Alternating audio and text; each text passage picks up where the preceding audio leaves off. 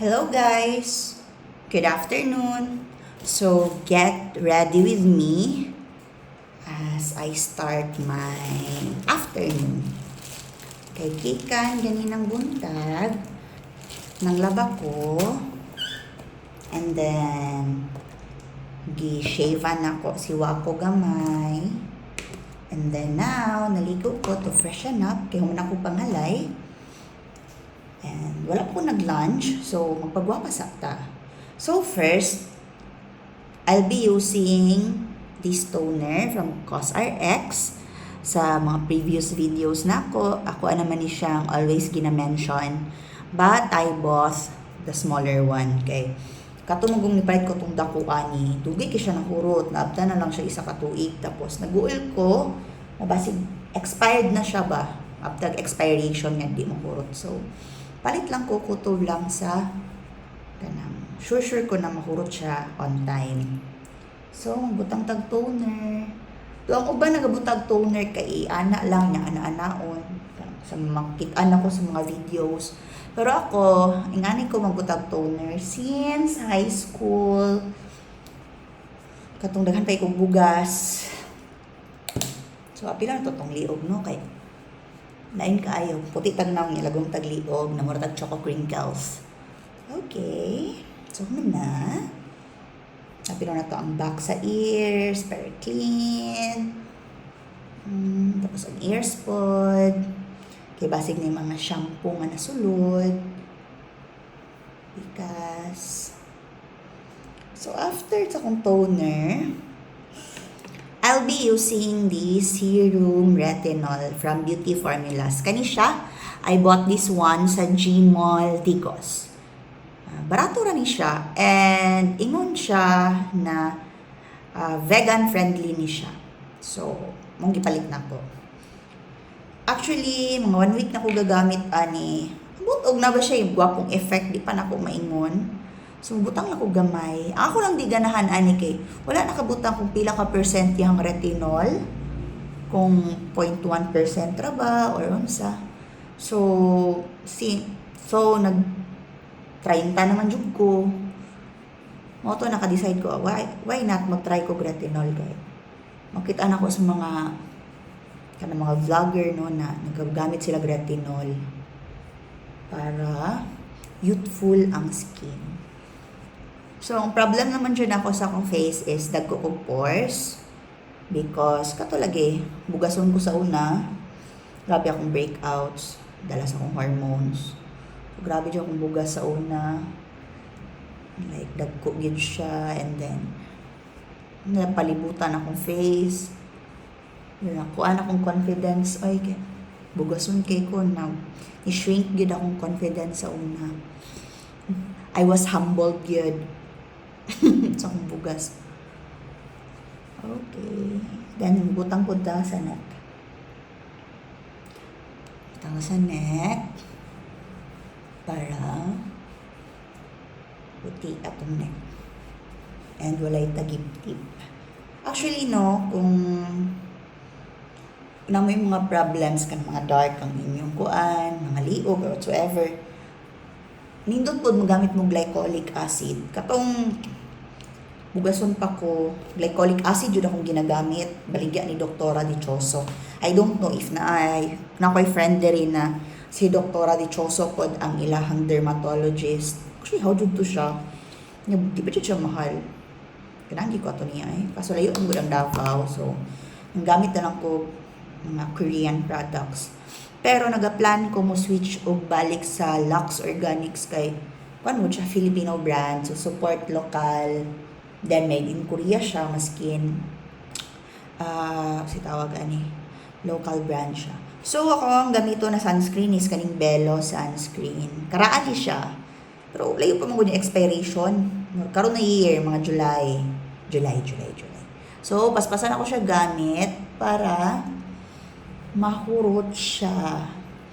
Actually, butang ko sunscreen. Daghan ko ginabutang sa kong naong. Okay. Hadlo ko magka-melasma. Uy, Diyos ko Lord. I'm still young pa para magka-melasma. Hadlo ko magka-melasma. So, una nagkamilasma ko katong nag-try ko gamit ang Dr. Alvin kay wala giuso kay atong time nako sa college na kung bugason ka, mag-rejuve ka and everything. So, nag-try ko kadali, Diyos ko, perting luya sa kong nawong. Nakuan jud siya, kanang nagkamilasma ko dali na side. Then, katong nagbalik ko kay Doktora Dichoso, kay actually since high school, si Dichoso mo jud akong derma. Pagbalik na ko sa yaha, ano na to? Nawala siya. Glycolic acid ang akong gamit. Cream di ay ang glycolic acid ato. Cream ang glycolic acid. Kuan siya kanang dili siya mag-peel off or wala yung anang effect. Actually, walang ko nangandoy nga perti yung putias akong naong, no. Ako lang yung gusto, no, kanang baby face ko niya. Walay talungtong sa nawong. Walay naman. Okay, so mo na to. Next is i-dry na nato akong hair. So kani dugay pa ni mahurot. Nadyo times na kulan kay ko mag skincare, especially pag drained kaayo ko. Namo jay moments na low energy ko, so mag-wash face lang ko, then go to bed. Then na ako'y i-review di ay na product. Mura jud tag ko ano kanang affiliate. So kani Hodek na blower. Oo. Nagpalit ko ani kay tag 300 kapin ra siya unya. Mubo man gud akong buhok. Mubo akong buhok ni. Ana sa Auntie Jocelyn ba na buak akong auntie na kung mag-blower daw ko para mas murag na volume akong hair. So gusto na ko dali mag-dry akong hair karon and pila na ko ka days wala nag-blower. I think it's a week na. Kaya ginapapahulay po na akong hair kaya gusto mag-dry siya. So, mag-blower ta. So, please bear sa kasaba sa blower. So, nandito siya options. So, off. Makita ba? So, off, low, medium, and high. So, mo na siya. So, i-try na ko. Ay, di may try. So, ako siyang middle lang sa middle. So, usually, high akong ginagamit ani. Okay, mas dali nga. Actually, dili ko hawd mag-blower. Ganun. Go with the flow lang ko ani. Uga-uga na siya. Uga-uga lang po akong buhok dyan kay ako ang siyang gilalot. Mag-blower ka para dali nga. Kaya wala ko i-lunch yung naot ko sa baba, mga uling mama, or I don't know if nag-una na akong mama o kaon. Kabalo mo guys, kanang suka di ba himig balay. Nahihol kong tugihan. Pero nag-board kami, gamay na din kami place, so crumpled kayo siya, very gubot, gubot tayo.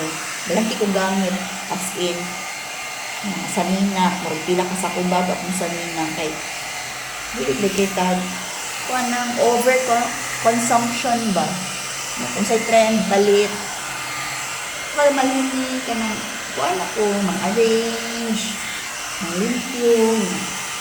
Akong pinaka-favorite is ang manglaba. Marami ko manglaba kaya ang among washing kuan siya ka ng ibilin mo gini mo ang sanina niya. Siya na ang banlaw. As in, amazing kayo or ignore lang ko. Karoon lang ko nakawashing mo rin anak mo. Siya na banlaw. Nga, pag kumalagi siya banlaw para spin siya. Nga, pag spin niya, kay uga na siya siguro mga 70% yung kauga. So, dali na kayo maugay ng sanina. Unang invest good mo o good na mga appliances. As in, inverter na po siya. So, Panasonic ang brand. Kalimut ko sa model. Kasi believe ko aning Jerry kay siya good ang hawag kayo mo research mo mga yung anak. Kasi gwapo na ganito na washing, na ref. Siya good. Pati kayo sa interior dari sa balay. Siya na. As in, ako lang yung contribution kay kanamo kasi pa sa mga papeles, magbantay sa mga panday katong sa magsaysay pa siya na assign. Anya, akong ganda ra po jud akong ambag. Charot lang. So, okay na ba niya akong buhok? Di jud ko hawd mag-blower, guys. Nya. Mo to. Iwas mag-blower pa ta usap. Imida lang nato. Pagdili tayo init. Usa, guys, pag recommend daw mo, usa nindot na sunscreen. Kanang local brand na sunscreen. Kaya gusto ko na mag-support local na gani. Ako di ubang make-ups, kay buwan na, mga local brands ng uban. Pero katong quality po, di itong local brands na. Dahil pa tayo mapakpak. Local or kanang mga Asian brands, mga Korean, hindi ko Korean, as in, make-up na Korean, ganahan din ko. So, blower pa ta. Ganahan naging ko na rin no, kaya ano ko space na mag-journal. Kani-gani na room na akong gitambayan ron is, mauni siya mo ang recreational area. Charot, sa ba tawag ano eh. Akong journaling place or journaling room or devotional room, whatever you call it.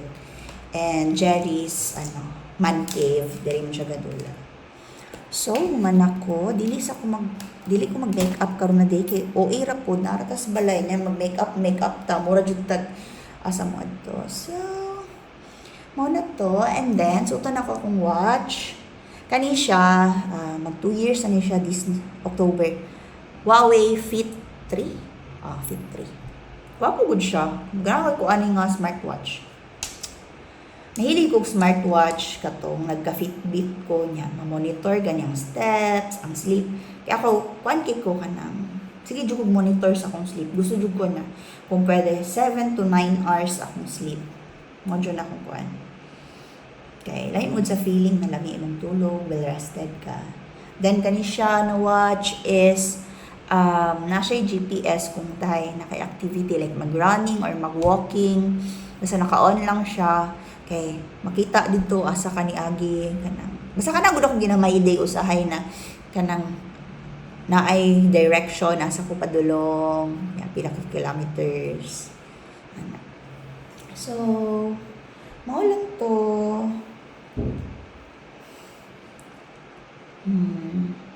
Dili na lang ko mag-lip balm. Kaya mukhaon pa man ko. Sige, mao lang to. And bye-bye!